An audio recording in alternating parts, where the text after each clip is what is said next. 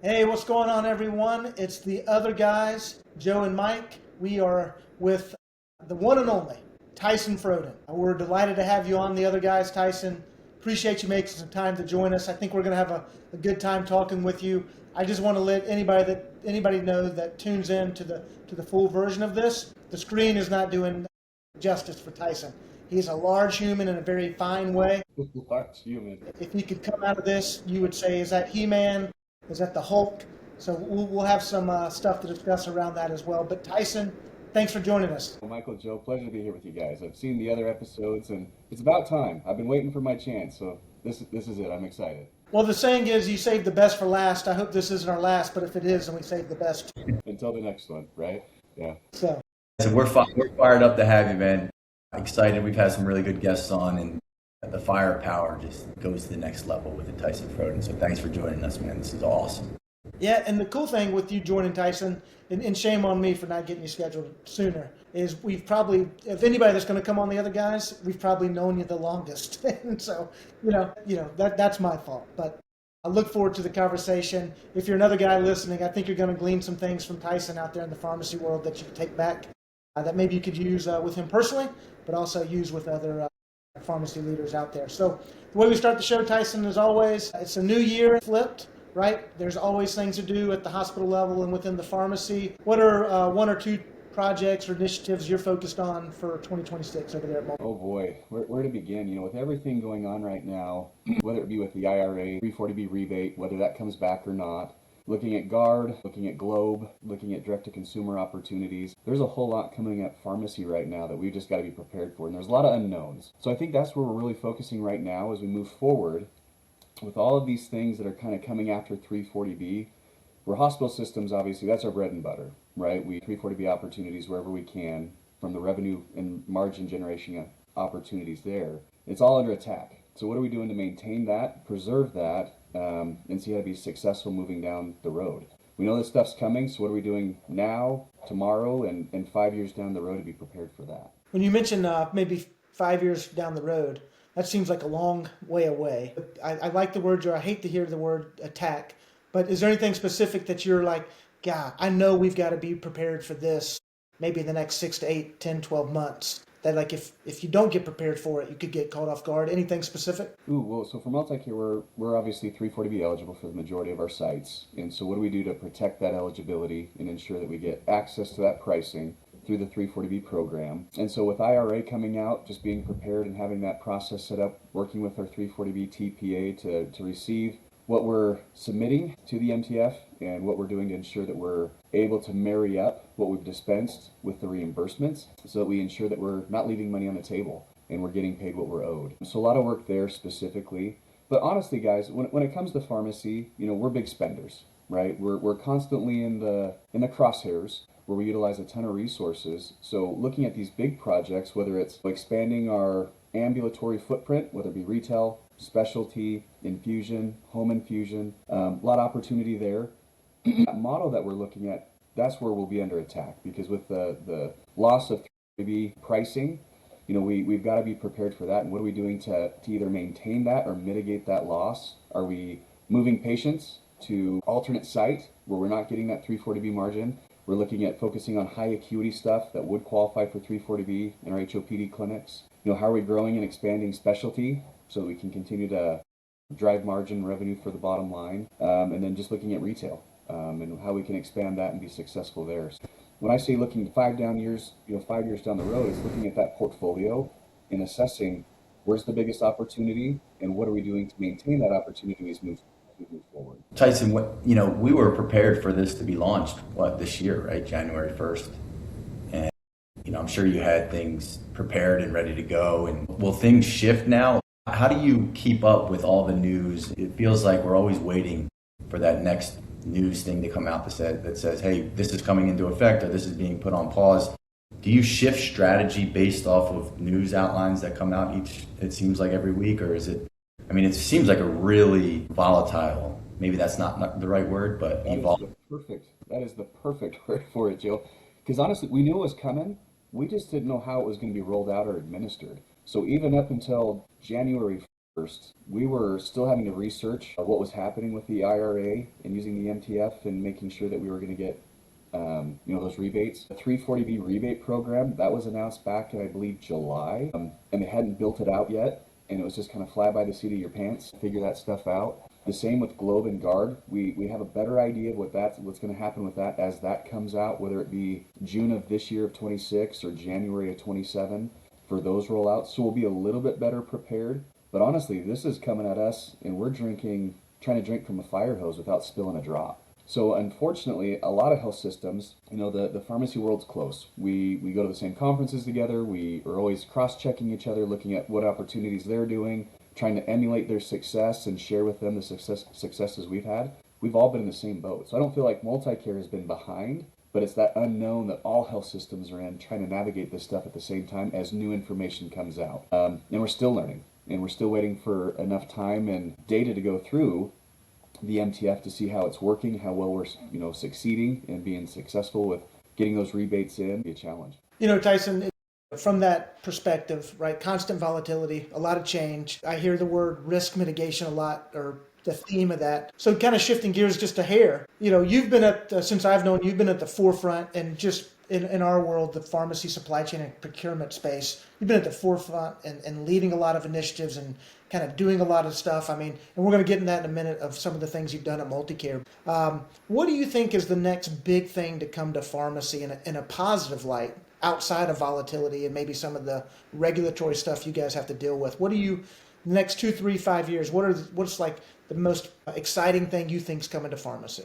Well, in my opinion, and you have to look at pharmacy, so we're a vertically integrated health system. We have inpatient, we've got 13 hospitals, soon to be 18. We've got 15 retail pharmacies, soon to be 17 in the next year. We've got infusion, we've got clean sites for infusion, which are all 3B. We've got 2 alternate site infusion, we've got specialty, we've got home infusion. And so really looking at the different buckets within pharmacy. So on the inpatient side, it really is a cost containment strategy. Everything that's on the inpatient side is MSDRG based. And there's a few pass-through things that you can target for reimbursement, but essentially you get a finite amount of dollars for every ICD-10 code that's going through our hospitals. So we have to be good resources. We have to be good stewards of a finite resource. And how do we ensure that the cost of care we give is less than that remittance that we get from the ICD-10 code from an MSDRG standpoint? But then there's the ambulatory space, retail, specialty, infusion. That's revenue generating. We're getting separately reimbursed in each of those areas. So we really want to try to maximize that opportunity. And I really think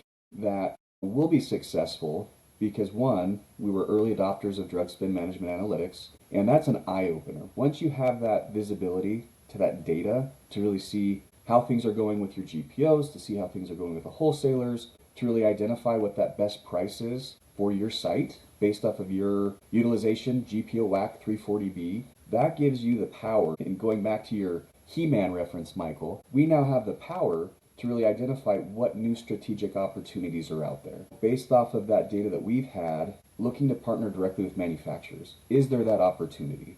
We have our volumes now. We know what our blended costs are. Is there a way for us to say, hey, is there the opportunity to either work directly with the manufacturer and have them ship direct to us, the consumer, or is there other opportunities, whether it be looking at pricing that they're willing to load on our accounts based off of what we're utilizing, how much we're going to spend, and what that pricing might be, as well as new disruptors that are out there. So for me, it's really looking at down the road, what new strategic partners or resources are out there that are going to help me be successful, even though we're trying to mitigate all of this noise around 340B. Once again, IRA, 340B rebate, Globe, Guard, direct-to-consumer opportunities, things along those lines. Got it.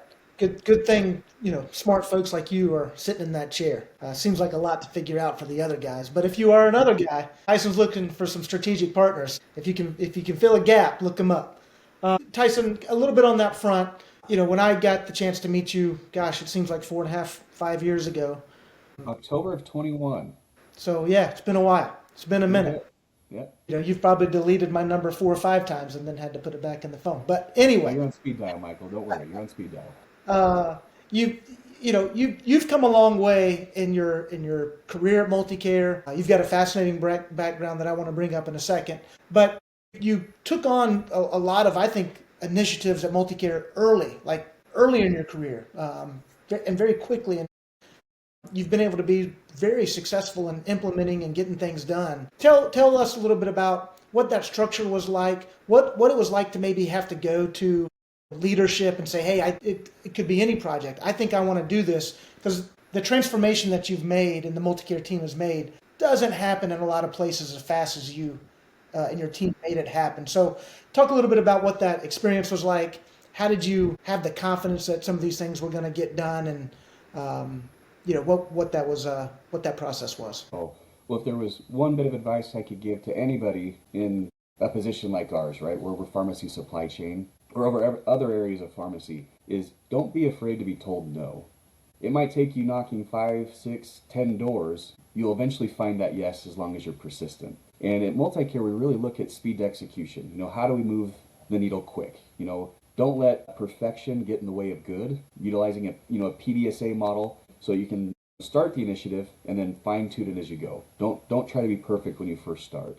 But a lot of that, Michael, is based off my background. I cut my teeth in critical access rural, where I was a one-man show. I had one technician. It was me and one technician. We were there Mondays through Fridays, usually didn't have coverage on Saturdays, and we were responsible for everything, whether it be clinical, whether it be operational, whether it be the managerial part, whether it was the purchasing, stocking. We were in the weeds with everything. And because of that, I didn't get a lot of depth, but I got breadth when it comes to pharmacy operations.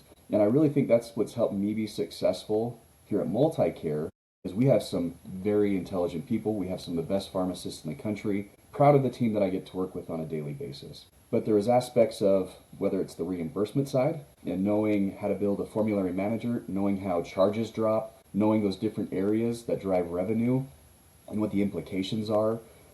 Having worked closely with GPOs, working closely with the wholesalers, and just really being able to see the full picture of what pharmacy is and how pharmacy is incorporated into a health system. We partner with every service line within the facility, whether it be imaging, buying contrasting and helping support them, lab with reagents, physical therapy, we were constantly compounding, gels, creams, whatever it may be for them to help with their patient treatment, lab. Before I came to MultiCare as a chief operating officer at a critical access hospital in northern Idaho, and that even helped enhance that breadth and that view of what pharmacy can really do and be successful in supporting a hospital system. So with that, being able to come to MultiCare and being in the position I am now over pharmacy supply chain, I remember back when I only had $1 million in annual drug spend, and just being for a single critical access hospital where we had GPO accounts and 3B accounts, we didn't have the WAC exposure, but still having all of those sticky sheets around my computer. Hey, order this directly from that manufacturer. Ooh, don't order this from this manufacturer, this wholesaler, order it from this one. Oh, when you place this order, make sure you order in multiples of 5 to get the discount. If you don't get the discount. And just seeing how complex it was with $1 million in annual drug spend, it was complex. It was challenging. So moving to MultiCare, where 13 hospitals, almost $500 million a year in drug spend, all of a sudden it's like, holy smokes, this is 10 times the complexity. So just knowing up front that I needed a resource that was going to help me crunch the data to make the best decisions and be able to make those decisions fast. And so that's where our partnership has been such a huge success across MultiCare, being able to easily consume that data and generate action items that we can take on a weekly basis that help drive savings, identify market best pricing, identifying issues with contracts where contracts have fallen off, doing credit rebills and following that process through till we are credited that amount. That's where we were successful. And then seeing what that opportunity was to go back and look at our org chart to say, what can we do to change our workflows to help enhance this experience working with drug spend management analytic. So we went back and we created a well-coordinated, centralized purchasing team for pharmacy. And that's really what's helped us be successful. So just having that background, that experience, that breadth to see what pharmacy is capable of, where we intersect with all these other service lines, and then having that data analytics to help us make the right choice up front, timely, quickly, and so that we can execute and move the needle, that's where we've been successful. That's Tyson. That's a really cool story, and insights into some of the things that you went through in your background. The sticky notes is pretty hilarious. Like managing some of these things with sticky notes all across your computer and desk and things like that. Kind of staying on that type of subject, people might be listening today when they see Tyson Frodin pop up on maybe not because of the other guys, but because they see Tyson Frodin and some of the things that you've been able to accomplish in the industry. And they're going to be taking notes, young pharmacy leaders in general, right? You touched on a little bit, hey, don't, no doesn't necessarily mean no forever. It's just no today. Yes could come tomorrow. But outside of that, what other traits or maybe characteristics, maybe 2 or 3, would you say are important in today's pharmacy ever evolving landscape? Like what should they be leaning on from a trait and characteristic standpoint? Well, one thing that I've noticed over my career is pharmacy does amazing work. We are in the shadows, in the basement, in the broom closet, wherever pharmacy might be located. And we do amazing work, but a lot of times we're overlooked. And a lot of that's because we don't do a great job of telling our story. We're not presenting ourselves or advocating for ourselves to really have a seat at the table or to have a voice when it comes to decision making across the health system. So one thing that I would highly encourage is, how are you going to tell your story? What is your pharmacy department doing to be able to either be proactive and push this information out to C-suite leaders across your organization to show what pharmacy is doing and the value of what you're doing? Because when you have that ability to show, hey, this is what we're doing, this is the value that we're bringing to the table, here's how we're impacting the bottom line, this is why we need the resources that we're asking for to continue to grow, to create new service lines, to generate more revenue, and this is why you should invest in us. And so if you're able to do that, when it comes to these new initiatives, hey, I need $45 million for an integrated services center or a centralized distribution center, whatever acronym you want to use for a hub and spoke model, they can see your past success and they know pharmacy knows their book of business. They've got their finger on the pulse. If we want to continue to grow, we need to make sure that we're giving them what they need to be successful. And as well, right now, across the country, for the last 3 years, we've seen financial recovery issues. If you're telling your story when it comes to looking at what can we do as a health system to either reduce costs, make cuts, and reductions in force, they don't look at pharmacy. They'll go out and look everywhere else because pharmacy is telling their story, they're at the table, and they're showing their value. Michael, it's okay. We can strike this from the record, Mike. Still on mute. Did you switch your speaker? You I got it. Nice. The mute button went away. We'll edit out. So, hey, Tyson, you talk about pharmacy telling their story. I think over the last 18 months, which feels like a long time, but it's really not, right? That has been a theme, I think, from a lot of the chief pharmacy officers, directors, pharmacy, VP level pharmacies that come up and speak at some of the events that we go to, conferences, right? We got to start telling our story. We got to start telling our story. You've also touched upon a little bit of like we're a revenue generator. We're not just a cost machine any longer. And that has been a theme for quite some time. On that theme of telling the story, great segue. Tyson Frodin, I think over the last, year, but really probably last year, has really started to develop his social media skills on LinkedIn. You're putting out posts, you're telling that MultiCare story, you're telling your success story, you're telling your experiences out there on a pretty regular basis. So I guess maybe a 2-part question. A, when did you kind of decide, I'm going to start sharing a little bit more on LinkedIn about what we're doing and why we're doing it and how we're doing it? And did you kind of realize some of the success that would bring? Because I think your notoriety, my personal opinion, has gone up significantly, not only as you kind of post more on LinkedIn, but you're going to these conferences, people are asking for your opinion. You've got strong opinions about how to do pharmacy supply chain and procurement and 340B. Tell us a little bit about how you kind of maybe started to flex that muscle on the social channel. Well, you know what? One, I'm glad to know it's you, Michael, that's actually reading those, because I think I get one view, and it must be you, so that's awesome. You're that one person that's reading those posts. But no, I actually appreciate that, Michael. I do put a lot of time and effort into those posts, and I try to be deliberate about what I'm sharing, because once again, so here a year and a half ago, my boss came to me and said, what are you doing to promote pharmacy? Whether it be at MultiCare, whether it be within the state of Washington. I'm originally from Idaho. What are we doing to support it in Idaho as well? Across the country. Actually, Michael, kudos to you. I love seeing the posts that you guys have on LinkedIn. I'm like, well, what a great audience. What a great way to connect with other pharmacy leaders across the country as far as really promoting the work that we're doing as pharmacy. So that's what kind of led to it. And I got to give credit where credit's due. I want to give a big shout out to my wife, Val. She's my editor-in-chief. She's the one that reads over it and just make sure that I'm not way out there, if it's, consistent, if it's the story I'm trying to tell. So kudos to her. She's my biggest cheerleader and advocate when it comes to that, and she helps with those posts. But that's really what I'm trying to do is how do we advocate and tell our story in pharmacy? So whether it's chief nursing officers that see those posts, whether it's COOs, CEOs, CMOs, just trying to get that out there so that they start asking the questions. Holy smokes, we see what pharmacy is capable of doing, and it might lead back to that question for them to ask their chief pharmacy officer or their director of pharmacy or their pharmacy lead to say, what is pharmacy doing for us? And that gives them that opportunity, that platform, that stage to say, oh, let me tell you, here's our savings, here's our revenues, here's how we're managing our inventories, here's our turns, here's all these things that from, I say, cradle to grave, when it comes to that upfront purchase, what are we doing to drive market best pricing for our sites? It's the inventory management. How are we managing that resource that we have that's quite expensive? We're big spenders. How are we managing it?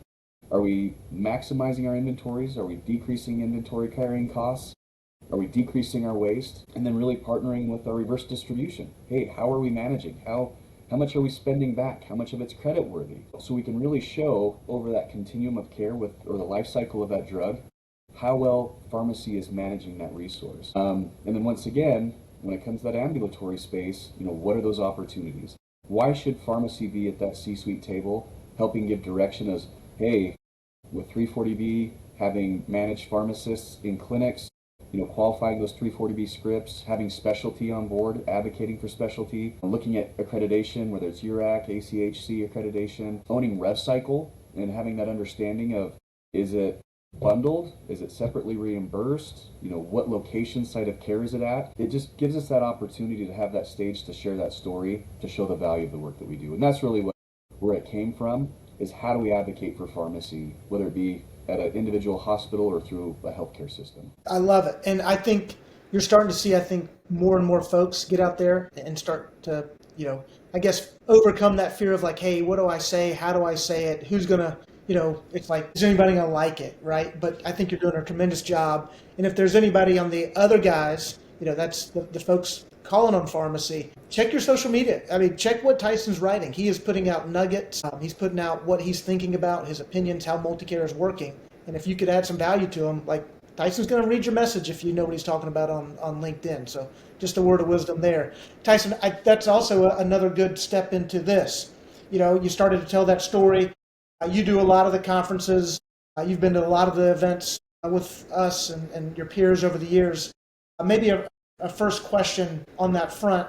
Let me just ask this question. This is going to be interesting. So when you first started about 4.5, 5 years ago, like you said, you went from a $1 million drug budget to a $500 million drug budget. MultiCare is a big system in the Pac Northwest. Was there anybody in the pharmacy supply chain or even pharmacy in general, you're like, I would really love to be in contact with them and understand what they do and how they do it and how they think. That maybe 4.5 years ago, you're like, I'll never be able to talk to somebody at X, Y, and Z. But now I think people, like I said, people come seeking your opinion or advice. Was there ever like a little bit of that aha moment that maybe some of us have for like celebrities or professional athletes within the pharmacy? Well, I'm trying to think. So obviously, pharmacy's tight-knit, and we're very connected. You go to these conferences, and you'll see people in our positions that we're all interconnected. And it's amazing because if you're ever having a challenge, a barrier, there's always people you can reach out to and know that they will respond. It's not competitive whatsoever. We want to see everybody be successful. I've never had that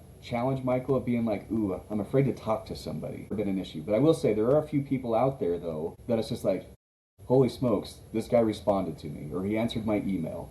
And I'll just give out one name out there, Michael O'Neill, seeing what he's done at Vanderbilt. And you guys know Michael. He is a rock star. He knows everybody. And to see how genuine, how amazing of a person he is, he's just great to work with. And he's willing to give you those connections. If he doesn't know an answer, he will be that for you. And I actually try to model what he does. So when people reach out to me, I'm happy to connect. I'm happy to share the successes that we've had. In turn, hoping that you will share that same success that you've had and how we can try to emulate that, or to see where barriers, challenges, how we can be more successful faster, speed to execution. If we can avoid all the pitfalls that you experience in setting something up, that just makes us that much more successful faster. And same, what can I share with you that we've done so you can be successful faster in the same tokens? Yeah, and I highly encourage people, if you get the opportunity to go to some of those conferences, the ones that I really like, IDN, HCP, CPES, amazing opportunities to go meet with, when you're looking at world-class pharmacy enterprises, that's where they're at. Those are your opportunities to connect with them and to get that feedback. Yeah, and if any of those events wanted to sponsor the other guys, feel free to look us up. We'll take any sponsorship we can. You're about the third or fourth person I think Tyson's that's mentioned those as like the key go-to. So we need to get some NIL money from those folks. There you go. Yeah, hey, sign me up. Link will be in the bio. Go check us out. There you go. But Michael O'Neill, what a name drop. I mean, doing amazing things at Vanderbilt. Always love seeing him and you at these conferences on the circuits. There's a lot of, I came over from Revenue Cycle, and there were a lot of conferences in that financial sphere that you would connect and network with a lot of leaders and folks, and it was great.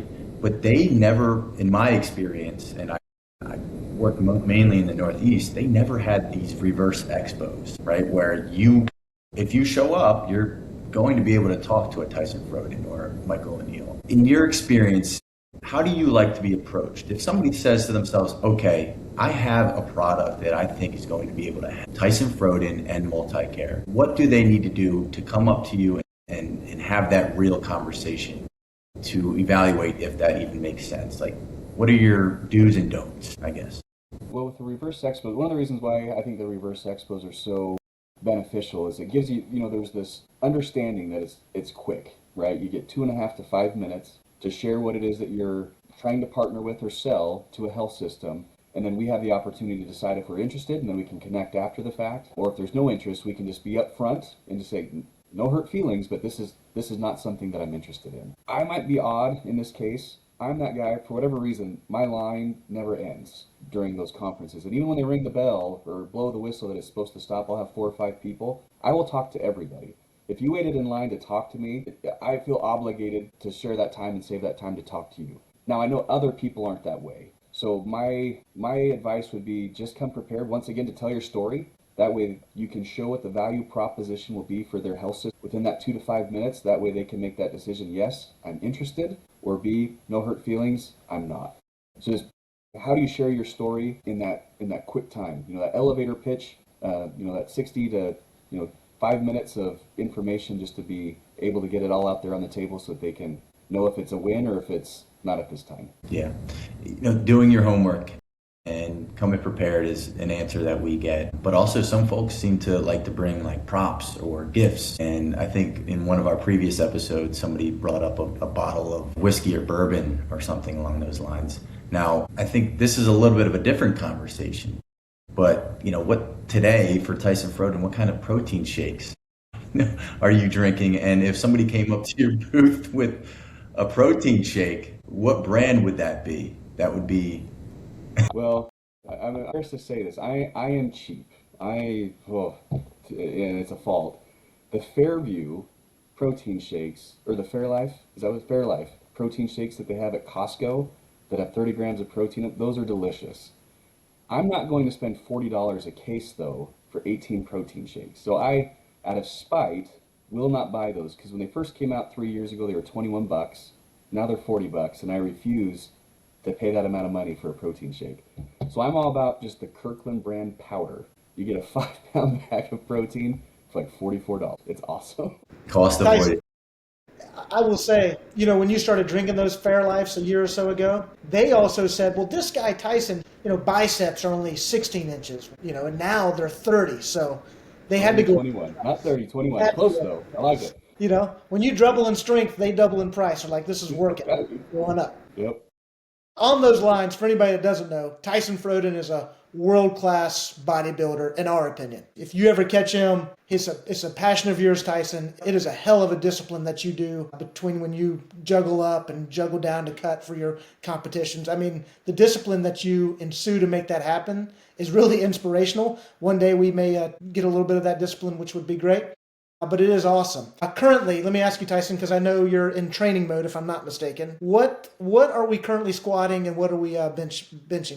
Oh, well, I hate to admit this, Michael. I've changed the way. The older I get, I've got to be smarter about how I lift. So it's not going out and being all ham anymore. I'm not doing the 550 on bench or 820 on deadlifts or 765 on squats. It's more about time under tension anymore. I could probably still go out and bench 405 for 10 reps.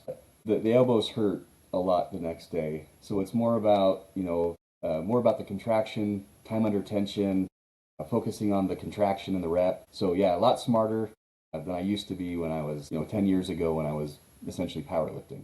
And what, Tyson, if you don't mind me, what got you into powerlifting? You've got, and we don't have time to touch upon your background because you've got such a dynamic background that is a beauty of a story. But what got you into powerlifting? So growing up, I was a gym orphan. My mom competed in powerlifting, and she holds a couple world records for bench, deadlift, and squat in the 140 class. So that's where I kind of got started. I played college football, realized really fast I was not cut out to play college football, but I loved the gym. And so in 2022, a friend of mine was just like, what year was it?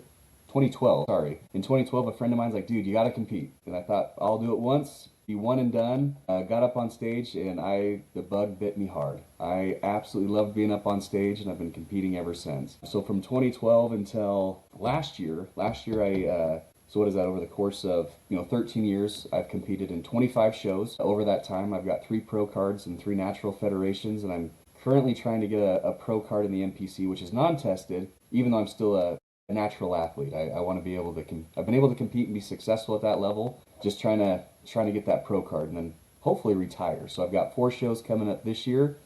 Going to go straight to those national shows and hopefully be successful, win my pro card, and then retire. I've actually told my wife in 2027 I'm going to do a half marathon with her down in Phoenix. I haven't ran since 2016. Not sure how well this is going to go. I'm going to have to put it in first gear, point myself in the right direction, and just go, and hopefully cross the finish line. I was going to bring that up. If you're not in the bodybuilding world, I know you do walk a little bit, but there's not a lot of fast heart rate happening unless there's an emergency somewhere on the training circuit, if I'm not mistaken. Yeah, for the most part, 30 to 45 minutes of fasted walking is all the cardio that I do. But when you're sitting, right now I'm at 275, last year was up to 285. Being that big and trying to run, that's pretty hard on the body. So, yeah, a lot of low impact. But this is my wife. She's been diligent. She's been the amazing companion when it comes to supporting whether it's my career, whether it's my bodybuilding. But she's like, nope, 2027 is my time. I want to do something with you together. We're going to do a half marathon. Really scared, to be honest, but hey, we're going to make it happen. Get those running shoes right. Make sure you pick the right brand for that. Right. The support. Hey, Tyson, any of your kiddos, they follow in your dad's footsteps? In their father's footsteps? I'm assuming they're not gym orphans, which is a hilarious way to put it. But well, actually, I am blessed. I've got a total of 6 kids. I've got a 19, 17, and a 15-year-old boys. I've got a 13 and a 12-year-old daughters, and then I've got a 4-year-old son. My 19, 17, and 15-year-olds, they have been blessed. They have amazing genetics, and to see the success that they have in the gym, I walk around the gym when we're together, and I am the proudest peacock you have ever seen. I'm strutting my stuff. Those are my boys, just over the moon thrilled. My 19-year-old, I'm actually hopeful that he'll do his first competition next year. He's been talking about competing. You have to be 18 to compete, so he's finally, he's 19, he's able to. My 17-year-old, he's almost as big as I am.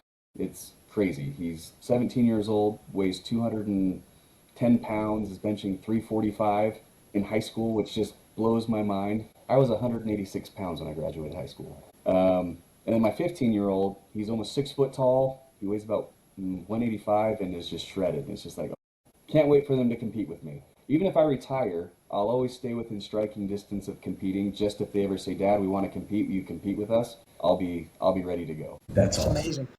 I will say, Tyson, so harken back a little bit on the discipline that you practice with, right? The food discipline, the training discipline. I mean, you're getting up at 3 a.m. and doing a lot of these workout sessions well before work, and then you come home and you do workout sessions at nighttime.